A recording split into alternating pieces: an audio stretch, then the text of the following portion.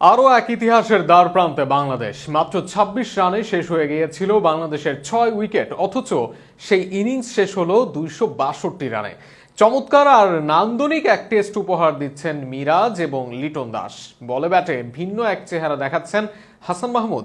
Bat হাতে দারুণ করার পর শেষ বেলায় তুলে নিলেন আরও ২ উইকেট। ফলে লিটন, হাসান, মিরাজে ভর করে দ্বিতীয় টেস্টে উঠছে বাংলাদেশ। আর বলে ব্যাটে টাইগার দাপটে পুড়ছে পাকিস্তান। বাংলাদেশের আরও এক দারুণ দিন শেষ করা নিয়ে বিস্তারিত থাকছে প্রতিবেদনে। এ যেন বদলে যাওয়া বাংলাদেশ। হারা ম্যাচে জয় ছিনিয়ে আনাই যেন এখন নিয়মিত দৃশ্য হতে পারে। পাকিস্তানের মাটিতে আরও একদিন পাকিস্তানকে বলে ব্যাটে শাসন করলো টাইগাররা। মিরাজের অসাধারণ ইনিংস, লিটনের শতক আর হাসানের অলরাউন্ডিং পারফরমেন্সে উঠছে টাইগাররা।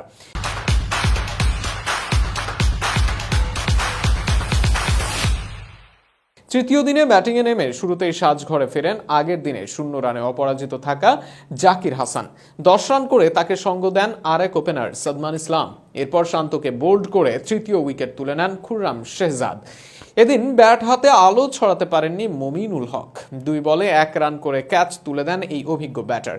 এরপর সাকিবকে সঙ্গে নিয়ে চাপ সামলানোর চেষ্টা করেন মুশফিকুর রহিম, কিন্তু ৯ বলে ৩ রান করে আমির হামজার দ্বিতীয় শিকার হন তিনি। এরপর সাকিবকে লেগ বিফোরের ফাঁদে ফেলে নিজের চতুর্থ উইকেট তুলে নেন খুররাম। এতে দলীয় ২৬ রানে ৬ উইকেট হারিয়ে চাপে পড়ে বাংলাদেশ। সেই সঙ্গে ফলো অন এড়ানোর চ্যালেঞ্জ সামনে আসে টাইগারদের। তবে টপ অর্ডারদের আসা যাওয়ার দিনে টাইগার শিবিরের হাল ধরেন লিটন কুমার দাস এবং মেহেদী হাসান মিরাজ। দুজনের ১০০ রানের জুটিতে ফলো অন এড়ায় টাইগাররা। ৮৩ বলে নিজের ১৮তম 50 তুলে নেন লিটন। অপর প্রান্তে ৮১ বল খেলে টেস্ট ক্যারিয়ারের ৮ম 50-র দেখা পান মিরাজ। নিয়ন্ত্রিত ব্যাটিংয়ে সেঞ্চুরির পথে ছুটতে থাকেন এই দুই ব্যাটার। তবে ৭৮ রান করে কাটা পড়েন মিরাজ।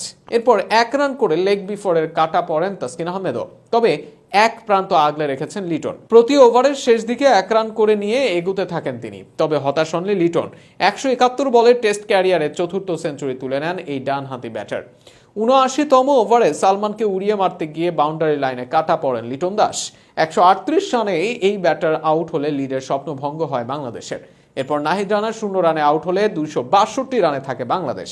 ১২ রানে এগিয়ে থেকে দ্বিতীয় ইনিংস শুরু করে পাকিস্তান। তবে তা বেশি কাজে লাগাতে পারেনি তারা।